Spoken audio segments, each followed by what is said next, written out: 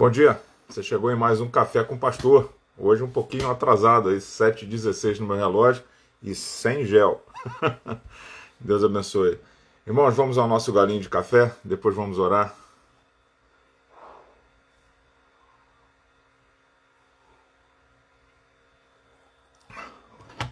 Extremamente quente, como sempre, viva as tradições. Bom dia, Juliano, bom dia, Zé Cláudio, bom dia, Gisele, bom dia, NG Estudo, bom dia, Claes, bom dia, Fernanda, bom dia, Pécia Seabra, Henrique Sil, 2 Joint. Então, que bom que vocês estão aí. Hoje foi um dia que começou com algumas notícias difíceis, né? Isso fez com que a gente chegasse um pouquinho mais tarde aqui no Café com o Pastor. Não comigo diretamente, mas com alguém que é muito precioso. E desde cedo a gente estava ali trocando mensagem no WhatsApp. Então, a minha oração de hoje vai para os temas difíceis, né? Vem para os grandes temas, vem para os problemas da vida e vem pedir a Deus graça, né? Graça para mais um dia, graça para enfrentarmos as nossas dificuldades. Afinal de contas, essa vida é uma vida cheia de problemas, mas a gente precisa manter o bom ânimo porque o Senhor venceu o mundo, né? Então, minha oração é pelas pessoas que estão passando por esses problemas agora, para que o Senhor possa ter graça e lhes dar a solução. O Café com o Pastor é um programa produzido para a Igreja Reformada Luz para as Nações, em Montreal, que fica na Rue Masson, 3580, no bairro Rosemont. Se você está aqui perto da gente, por favor, seja bem-vindo. Mas se for lá na igreja, não deixe de passar e me dar um abraço. Pelo menos a mim você vai conhecer, caso você ainda não conheça lá. Oi, Nilson, tudo bem? Agora sim, legal. Tamires também chegou. Íris, eu não lembro se eu já tinha falado, espero que sim. Quem chega cedo no Café com o Pastor, que vai ao ar todo dia, de terça a sábado, às 7h14 da manhã, quem chega cedo ganha bom dia personalizado, né? Conforme a gente gosta de brincar. E com esse bom dia, mais um monte de estudo bíblico, você vai ficar fera na palavra de Deus. Fera é bem antigo, né? Agora, só com bom dia e sorriso não vai chegar a lugar nenhum. Tem um amigo meu que ele comprava... Ah, meu Deus, meu cabelo aqui, tá? A estática. Tem um amigo meu que comprava muitos livros e um dia eu falei para ele assim, você já pensou em lê-los? Então, às vezes a nossa relação com a palavra de Deus, ela precisa passar do estado contemplativo para um estado prático. A gente precisa ler a palavra de Deus. Então, hoje o nosso personagem... A gente está falando essa semana sobre...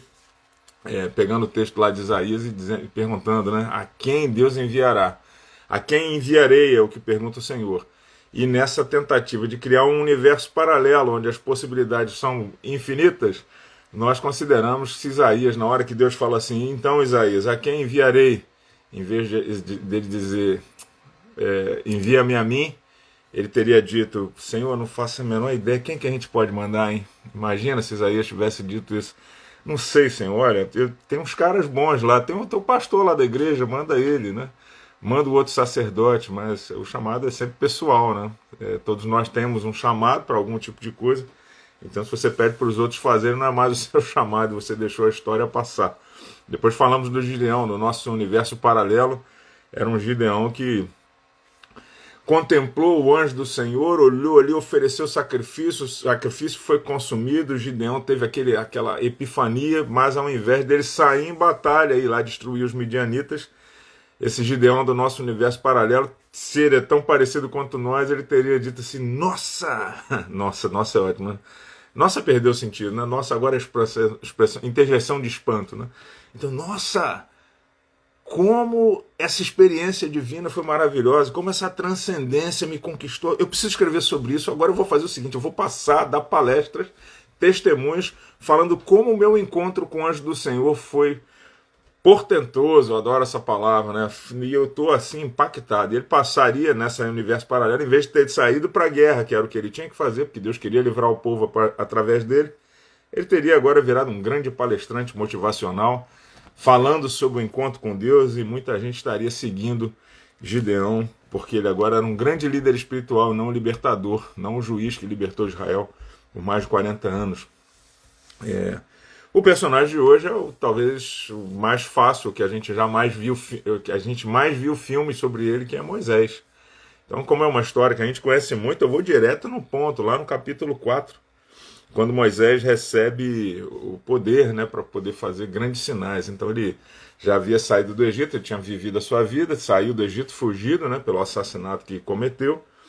Ele passa um tempo lá com seu sogro, né, Jetro, casa-se, estabelece família, vê a sarça ardendo, sobe no monte e o Senhor chama, né, Moisés. É como se dissesse: ei, Moisés, a quem enviarei? Moisés: Deus, vamos lá. Então Moisés responde a Deus assim: mas eles não vão acreditar em mim, nem atenderão a minha voz, pois dirão: o Senhor não te apareceu. Perguntou-lhe o Senhor: que é isso na tua mão? E Moisés responde: uma vara. O Senhor lhe ordenou: joga no chão. Ele jogou no chão, e ele transformou-se numa cobra e fugiu dela. Então o Senhor disse a Moisés: estende a mão, pega pela cauda. E ele estendeu a mão, pegou, ela se transformou numa vara de novo, para que eles acreditem que o Senhor, o Deus de seus pais, o Deus de Abraão, o Deus de Isaac, o Deus de Jacó, te apareceu. Disse-lhe mais o Senhor: agora coloca a mão no peito. E colocou a mão no peito e atirou, ela estava leprosa, semelhante à neve. Disse ainda: coloca a mão de novo no peito. E ele colocou a mão no peito de novo, e quando tirou, ela estava com o resto, como o resto do seu corpo. Acontecerá que, se não acreditarem em ti, nem aceitar o primeiro sinal, acreditarão no segundo sinal. E o Senhor continua dizendo a Moisés os feitos, né? E continua dizendo: olha, se não acreditarem depois desses dois sinais, nem atender a tua voz, pegarás a água do rio, derramarás sobre a terra seca, e a água tirada do rio se transformará em sangue sobre a terra seca. Então disse Moisés ao Senhor: Senhor, eu nunca fui bom orador, nem antes, nem agora que falaste ao teu servo, pois sou pesado de boca, pesado de língua. E ele começa uma argumentação agora falando o quanto ele era incapaz de fazer essa obra de Deus. Deus está falando: eu vou fazer uma série de milagres. Eu entendo que isso é difícil para você entender. Olha aí o que eu vou fazer. Ele experimenta os milagres na hora. Aí depois ele consegue um outro motivo. E o Senhor lhe responde: quem faz a boca do homem? Então não sou eu. Quem faz o mudo ou o surdo? Não sou eu, o Senhor. Então vai agora, estarei com a tua boca, te ensinarei o que deves falar. Promessas, sinais, prodígios, tudo ali encomendado, pronto, o próprio Senhor falando com ele. Ele, porém, disse: Senhor, peço-te que envie os outros que queiras enviar. E, gente, essa história é a história da nossa vida, de alguma maneira. Essa história é a nossa história, quando Deus começa a mostrar para a gente desafios maiores do que a gente estava esperando, e a gente começa a achar motivos.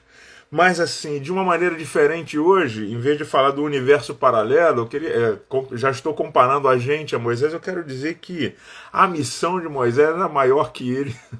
A missão de Moisés era infinitamente maior do que ele, mas ele era o instrumento que Deus queria usar, em nome do português, queria usar para aquele fim.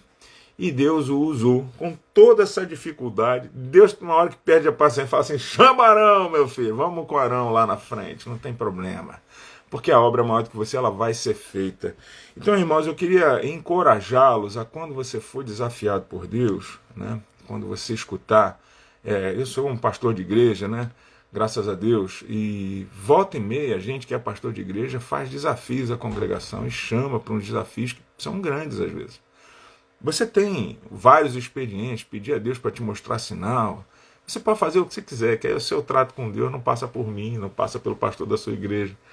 Mas entenda que duas coisas. Primeiro,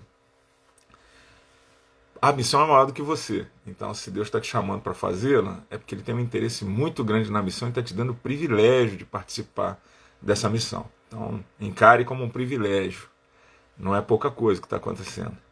E a segunda, que é o consolo que eu quero trazer nesse dia difícil de hoje, é que se Deus realmente estiver te chamando para fazer alguma coisa, você vai fazer. Isso deve ser um consolo para a sua vida. Então, meu irmão, não perca a oportunidade de servir o Senhor com o melhor dos seus talentos, o melhor dos seus talentos. Não tenha medo dos desafios. Os desafios são imensos. Ontem, no culto de oração, considerávamos que, se soubéssemos a dimensão daquilo que enfrentamos, talvez ficássemos paralisados de medo. Mas o Senhor tem nos capacitado, o Senhor tem nos impulsionado, o Senhor tem nos inspirado, mesmo em dias difíceis, a continuar, a olhar para as Escrituras e saber: a obra é maior do que eu. A obra me ultrapassa. E por isso eu preciso lembrar todos os dias de culto, que é um privilégio, estar servindo ao Senhor. É um privilégio ter sido chamado por eles. E se eu tenho fala pesada, o Senhor pode curar minha gagueira, ou ele levanta um porta-voz, não interessa o meio pelo qual Deus vai fazer, mas por favor responda sim esse chamado. Passa rápido. Ontem eu estava falando da história de Débora, e junto ali com Baraque. Baraque podia ter tido a honra, né, de matar Sísera, e isso era uma grande honra para ele, mas só porque ele titubeou, a honra foi dada para Jael. Então, se você depois olhar lá o texto de Juízes, capítulo 6, se não me engano, você vai ler essa história. Então, por favor, não deixe a oportunidade de servir ao Senhor passar. Ela passa assim, ó, se a gente demore. Ou ele te pega pela mão e te leva lá, e aí você vai ter um caminho um pouco mais penoso para pegar no tranco. Mas o Senhor cumprirá a sua vontade na sua vida, na minha. Então, lembre-se de ser uma bênção na vida de alguém hoje. E lembre-se que você é luz. Por onde você passa, as trevas se dissipam. Em nome de Jesus. Amanhã eu vou falar de Neemias, que é um personagem que eu gosto demais, principalmente nesse momento da minha história. Ele tem muito a ver com algumas coisas que eu estou vivendo. Então, por favor, lembre-se que você é luz. Então, seja bênção. E se o Senhor permitir, amanhã nós estaremos juntos aqui. Que Deus abençoe, irmãos. Paz.